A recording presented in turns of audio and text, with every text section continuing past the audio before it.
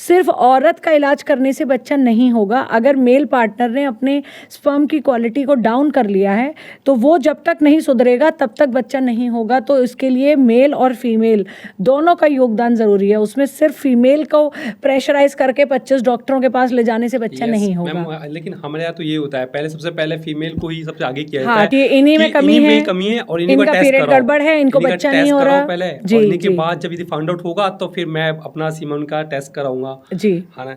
तो मैम ऐसे पेशेंट आपके पास बहुत सारे आते होंगे हाँ, जो मैं मतलब बाद में पता लगता होगा कि प्रॉब्लम कि फीमेल में है ही नहीं, मेल के अंदर प्रॉब्लम थी। मेरे कई पेशेंट्स हैं जिनमें कि स्पर्म ही नहीं है, जीरो, नील, और वो पति को पता होता था लेकिन वो छुपा के रखते हैं और वो बीवी को नहीं बताते हैं। ऐसे भी पेशेंट्स हैं। तो वो उसमें होता क्या है कि पेशेंट पहले फीमेल आएगी, फीमेल को आप वो कहेंगे इसमें कमी है, बच्चा नहीं हो रहा, 4 साल हो गए, 8 साल हो गए, आप वर्कअप कर लीजिए।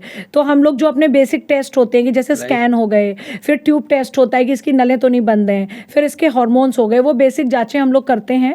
अब अगर फीमेल बिल्कुल ठीक निकल आई तब हम बोलते हैं कि इसके पति को लेकर आइए। फिर वो आते हैं, फिर उनको समझाया जाता है तो वो अपनी जांच कराते हैं। तो कई बार उसमें स्पर्म इमोटाइल निकल, देखिए ऐसा नहीं है कि हर किसी का स्पर्म जीरो होगा।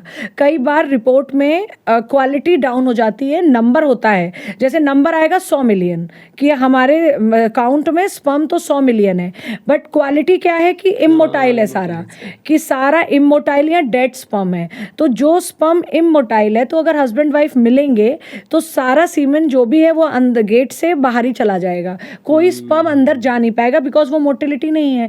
मोटिलिटी मतलब चलने वाले स्पर्म। तो अगर इमोटाइल है यानी कि वो चल ही नहीं सकते, वो उनके अंदर कुछ डिफेक्ट आ गया है, तो वो तो जो फीमेल और हस्बैंड और वाइफ जब मिलते हैं तो सारा सीमेन वहीं से नीचे, जब भी वो खड़ी होगी उठेगी तब वो बह जाएगा और कोई स्पर्म अंदर नहीं जाएगा और उस स्पर्म अंदर ओवम में घुसेगा नहीं, तो बच्चा कैसे बनेगा। तो अगर मेल पार्टनर की क्वालिटी भी खराब है तो भी कंसीव नहीं होगा।